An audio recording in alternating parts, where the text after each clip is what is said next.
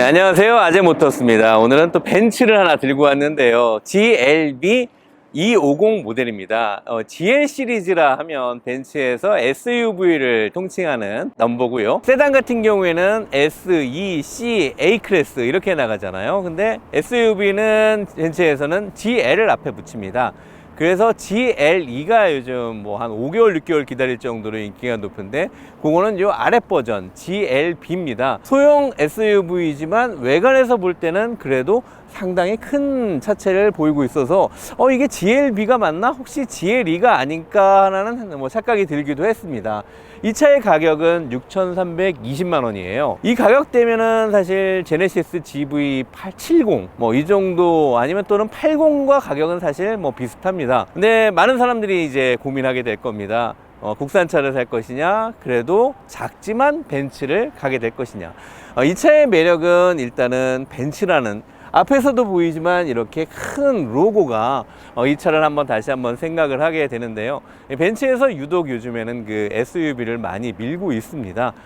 과거에 이제 세단이 벤츠의 대표작이었는데, 이제는 SUV가 남성적이고 좀 외관이 각지고 운전하기 불편하고 타고 내리기가 어려웠던 이런 단점을 잘 희석을 시켜서 소형차이지만 약간 넓게, 그리고 좀 캠핑이라든가 아웃도어 활동에 좀 좋게끔 실내 공간을 좀 넉넉히 주는, 이러면서도 또 운전하기는 굉장히 편하게 만든, 이게 벤츠 SUV의 특징일 것 같아요. 엔진은 1991cc 휘발유 엔진이 들어가 있고요. 엔진 출력은 224마력.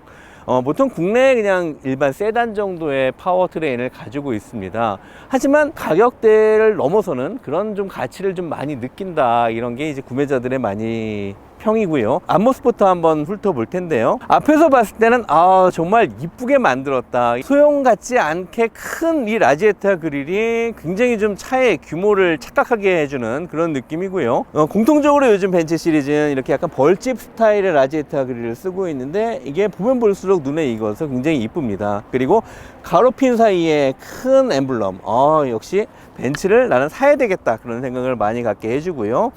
밑에 이제 뭐 스피드 그릴 같은 경우에도 크롬을 많이 써서 그냥 반짝반짝하게 이쁘게 나와 있습니다. 헤드라이트 같은 경우에는 데이라이트가 보통은 벤츠 시리즈 같은 경우 기역자로 끝이 나는데, 요거는 밑에 다시 한번 좀 넣어줘서 약간 좀 박스한 그런 느낌을 좀 주고 있는데, 유선형이나 또는 삼각형, 오각형 형태가 아니라 이제 사각형 형태를 가지고 있어서 어떤 느낌은 과거의 벤츠 GLK의 느낌과 조금 닮은 부분이 있지 않나, 그렇게 생각이 되고요. 이 에어덕트 부분은 이걸 왜 만들었는지 모르겠어요. 그냥 장식이긴 한데, 사실은 여기에 대부분 차들은 공기를 흡입을 해서 브레이크 시스템을 냉각을 시켜주는 역할을 하는데, 여기는 그냥 막혀 있습니다.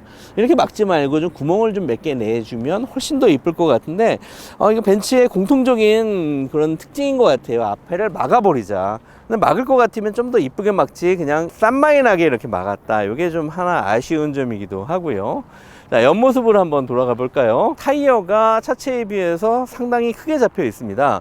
23550 19인치, SUV에서 사실 19인치 휠이 이제 좀 보편화 되긴 했지만 19인치면 상당히 큰 휠이거든요. 그리고 거기에 타이어 자체도 23550, 50 시리즈를 쓰면서 차체를 좀 더 크게 느끼게 하는 그런 역할을 하는 것 같습니다. 그리고 디스크 부분이 상당히 큽니다. 국산 SUV 같은 경우에는 이 디스크가 크지 않아서 운전을 하다 보면 브레이킹 때 많이 밀린다, 그리고 좀 안정감이 좀 떨어진다, 그런 지적이 많은데, 앞 디스크 자체가 굉장히 크기 때문에 안정감, 그리고 또 시승을 해보면 알겠지만 브레이킹에는 상당히 도움이 될 것 같다, 그런 생각이 듭니다.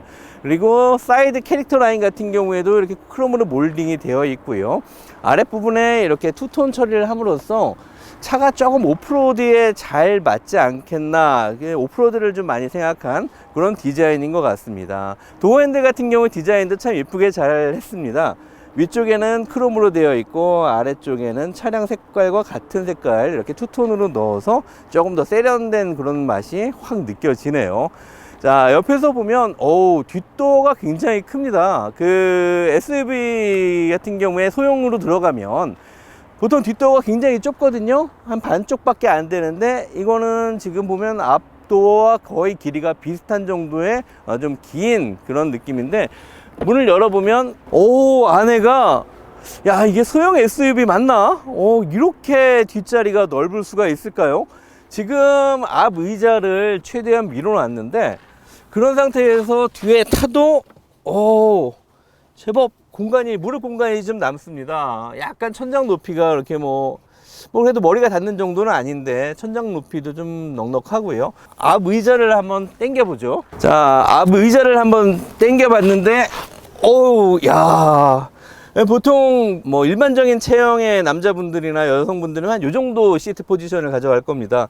그러면 뒤쪽에서는 그래도 상당히 넓게 앉을 수가 있다. 그리고 재밌는 게 역시 요즘 파노라마 썬루프를 옵션에 넣지 않을 수가 없을 것 같아요.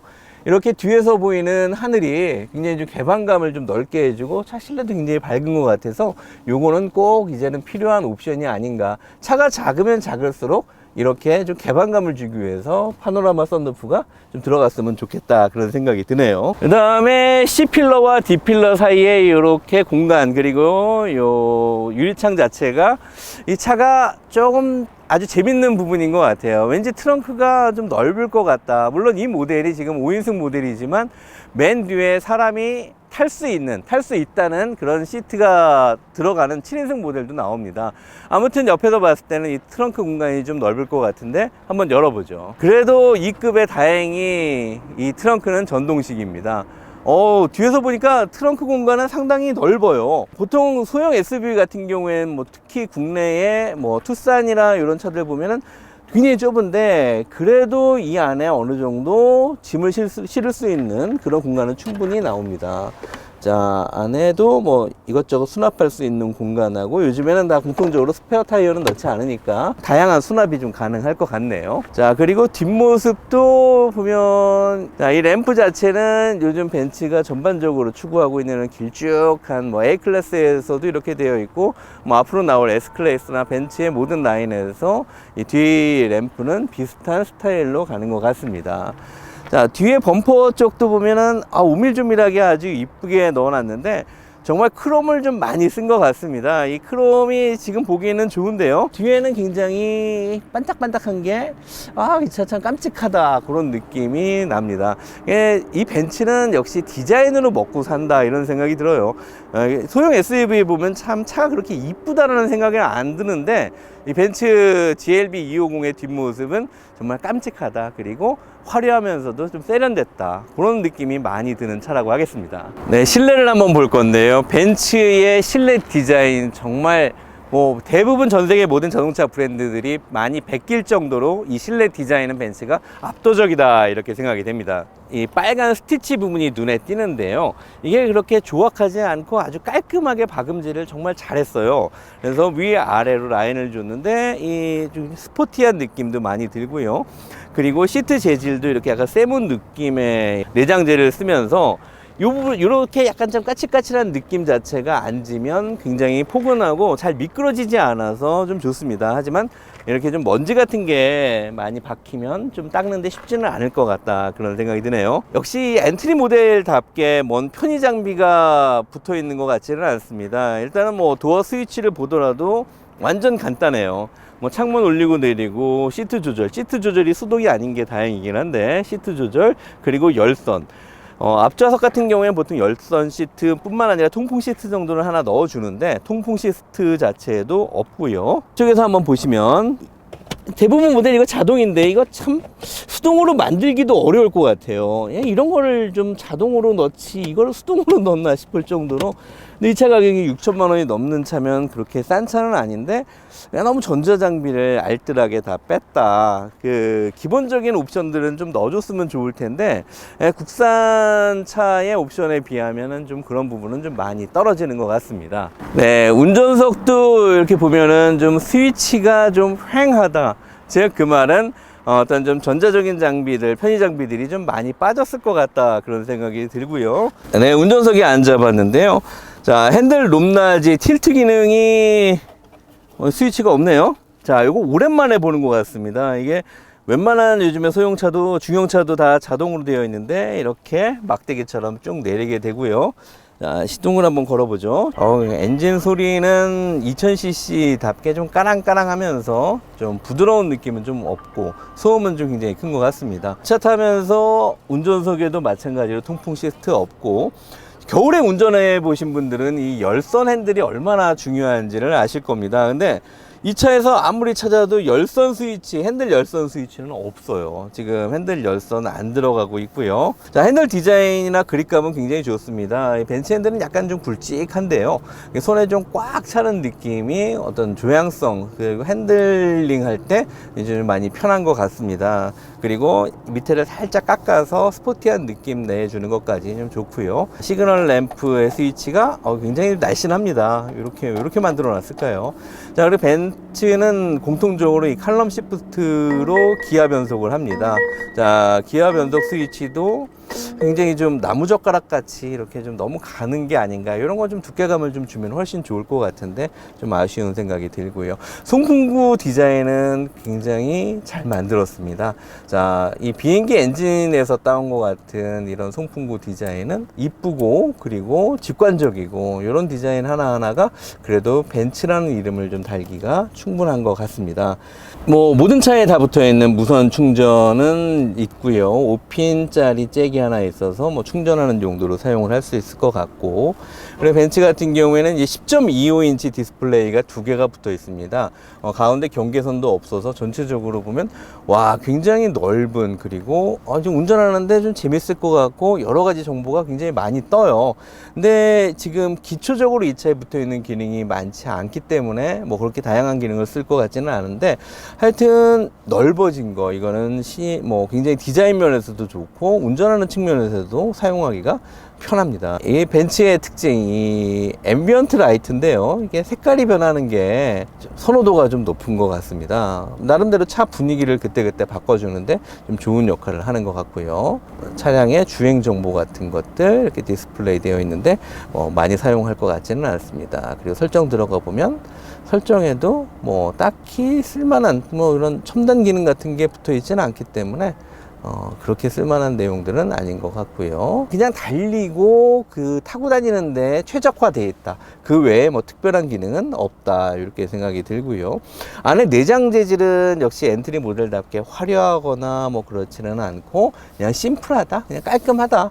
근데 하지만 고급한 느낌은 좀 없다, 약간 좀 저가 모델 같다, 누가 보더라도. 확실히 그런 게 좀 아쉽고요. 또 중간에 센터 콘솔 공통적으로 벤츠가 채택하고 있는 건데, 이 안에 이제 수납할 수 있는 그런 공간이 있고, 마찬가지로 안에 USB는 아니고 5핀 잭이 이렇게 두 개가 있네요. 그리고 뒷자리를 한번 가볼까요? 뒷자리 한번 와봤습니다.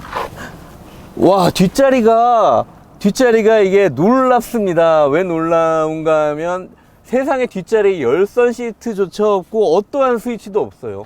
이렇게 깨끗한 벤츠는 참 보기 드문 것 같습니다. 뭐 기본적으로 뭐 통풍은 안 바라더라도 열선 시트라든가 뒤쪽에 뭐 온도 조절 또는 뭐 통풍구라도 하나 붙어 있을 만한데 그조차 아무것도 없고, 이렇게 그냥 맨땅으로 돼 있는 벤츠. 야, 뒤에서 봤을 땐 이거는 뭐 그냥 국내 소형차? 뭐 이 정도 급도 안 되는 것 같다. 이게 참 여기에 너무 인색한 거 아닌가라는 생각이 들고요. 이 암레스트 한번 열어봤는데 이게 뭐죠? 뭐 아무것도 없어요. 아무것도 없고 그냥 컵홀더 달랑 있는데, 야, 이것도 뭐 피크닉 테이블도 아니고 뭐 이렇게 앙증맞은 거를 여기 좀 걸어놨나 싶습니다. 네, 엔진룸 열었더니 엔진 소리가 좀 벤츠와 맞지 않게 달달달달달거리고 깨랑깨랑깨랑 하는 그런 잡소리 같은 느낌이 좀 있네요. 1991cc의 작은 엔진, 직렬 4기통 엔진이 자리 잡고 있는데, 보통 벤츠 엔진룸 열어보면은 이렇게 엔진 커버가 좀 크게 씌워져 있어서 굉장히 안에가 좀 깔끔하다, 엔진룸도 그런 느낌인데, 이거는 뭐 정비하기는 쉬울 것 같아요. 그대로 다 노출이 되어 있고요. 상대적으로 엔진룸 크기에 비해서 엔진이 작은 게 잘 들어가 있다. 아무래도 달릴 때 좀 힘은 떨어질 것 같네요. 자, 엔진 힘이 어떤지는 시승기 때 또 말씀을 드리도록 하겠습니다. GLB 시동 걸고 출발해 보겠습니다. 엔진 소리가 뭐 중후한데요. 차체가 높아서 그런지 바닥에 닿는, 바닥에 붙어서 가는 그런 느낌보다는 약간 좀 붕 떠 있는 그런 느낌이 좀 많이 들고요. 핸들은 좀 그렇게 무거운 느낌은 좀 아니에요. 핸들 굵기를 봤을 때는 굉장히 좀 무겁게 핸들링이 될 것 같다라는 생각이 드는데, 잡아보고 돌려보니까 뭐 그렇게 무겁지는 않고. 근데 이 차가 지금 1991cc에 224마력짜리 분명히 휘발유 엔진입니다. 근데 계속 의심해서 보는 게, 나 디젤 아닌가 이거? 근데 디젤이 아직 들어와 있지는 않거든요. 근데 디젤 아닌가 싶은데 이 엔진은 휘발유와 디젤이 잘 구별이 안 갑니다. 물론 토르크도 디젤 엔진 수준으로 많이 높여놨다고 하는데, 이게 좀 휘발유 엔진 치고는 좀 조용하지가 않다. 디젤 엔진 정도 수준으로 좀 소음이 있다, 이렇게 생각이 드네요. SUV가 인기가 좋은 이유가 있네요. 이렇게 봄날에 개나리 활짝 핀 도로에 달리면서 좀 창이 넓기 때문에 일단은 개방감이 좋고, 도심형보다는 약간 좀 아웃도어에는 역시 이 SUV만한 게 없는 것 같습니다. 그래서 그런지 벤츠에서도 자꾸 이제 SUV 영역을 탐을 내는데, 기존에 이제 탔던 벤츠 SUV 모델들, 뭐 ML 시리즈였었죠. 그때 모델들이라든가 아니면 뭐 GLE 정도만 돼도 엔진과 이런 좀 파워트레인의 조합이 굉장히 파워풀하다는 느낌이 좀 있었어요. 근데 GLB 같은 경우 지금 타보면 엔진 힘이 좀 많이 좀 딸린다. 그리고 소리는 이렇게 시끄럽게 올라가는데 쭉쭉 뻗는 느낌은 2000cc의 한계를 좀 벗어나지 못합니다. 근데 GLB 같은 경우에는 차가 일단은 좀 큰 것 같아요, 엔진에 비해서. 디젤 모델이 나오면은 조금 더 안정감 있게 밀어줄 것 같은데, 지금 같은 경우에 뻗어 나갈 때 엔진 비명은 지르는데 차가 튕겨나가는, 좀 독일차의 주행 질감을 생각하기에는 좀 어려운 것 같습니다. 지금 달리는 뭐 한 80km 정도 수준의 주행 수준에서는 뭐 크게 불만은 없습니다. 근데 중간중간에 속도를 올렸을 때 약간 좀 위아래가 따로 노는 이제 국산 RV 같은 느낌이 좀 들어요. GLB의 좋은 점은 일단은 실내가 굉장히 넓고 외관이 되게 앙증맞게 생겼어요. 앞모습도 이쁘고 뒤에도 이쁘고, 그리고 가격대, 제일 중요한 거는 6천만 원대의 가격대로 사실 좀 대형 RV를 사기에는 어렵지 않습니까? 근데 승용차를 사면 그냥 한 E클래스 엔트리 모델 정도 살 수 있는데, RV 가격 치고는 6천만 원이면 굉장히 좀 저렴하다. 그래서 가격적인 메리트, 이런 게 이제 강점인데, 그거에 비해서 단점이 좀 많은 것 같습니다. 일단 단점을 가장 꼽자면 너무 이게 옵션이 없습니다. 앞좌석에 통풍 시트조차 없고요. 그리고 스마트 어댑티브 크루즈 컨트롤은 있습니다. 앞차를 따라가는 기능 자체는 있는데, 드라이빙 어시스턴트라던가 뭐 이렇게 차선 뭐 이탈을 막아주는 이런 장치들은 굉장히 좀 열악해요. 차 폭도 좀 타면 그렇게 편치 않습니다. 그래서 좀 의자가 좀 널찍하면 좋은데, 뭐 소형 SUV답게 의자 시트도 좀 작고요. 그리고 운전하는 맛, 이게 이제 가장 큰 단점이라고 저는 꼽고 싶습니다. 적지 않은 돈, 이제 6천만 원대의 돈을 주면서 달리는 느낌을 한 이 정도밖에 선사하지 못한다. 이건 좀 벤츠로서는 좀 아쉬운 점이 아닌가 싶습니다. 보통 이 정도 코너에서는 100km 이상 치고 달려도 가볍게 치고 나가는데, 약간 좀 바깥쪽으로 자꾸 밀려서 핸들을 좀 더 강하게 꺾게 되는 이런 좀 운전 습관을 가져올 수밖에 없습니다. 자, 이제 지금 100km를 조금 넘겨봤는데요. 일단은 뭐 그래도 엔진 비명 소리를 지르지만 나가기는 나갑니다. 이 속도에서 이제 브레이크를 좀 잡아보는데, 브레이크 성능은 괜찮은 것 같아요. 그 AMG 라인이 들어있어서 그런지 앞서 설명드렸던 그 브레이크 디스크가 굉장히 커서 좀 강하게 잘 잡아주는 것 같습니다. 네, 차들이 많아서 그냥 고속도로 속도에 맞게 한 100km에서 110km 정도 꾸준히 유지하면서 달리고 있는데요. 달릴 때도 이 속도에서는 편안함을 줘야 되거든요. 그래서 좀 생각보다는 좀 많이 튀는 느낌이 듭니다. 차가 좀 깡총깡총 소형차답게 폴딱폴딱 뛰는 그런 느낌이 그래도 좀 그렇게 좋지는 않은 것 같고, 계속적으로 이 엔진 소음이 좀 귀에 많이 거슬립니다.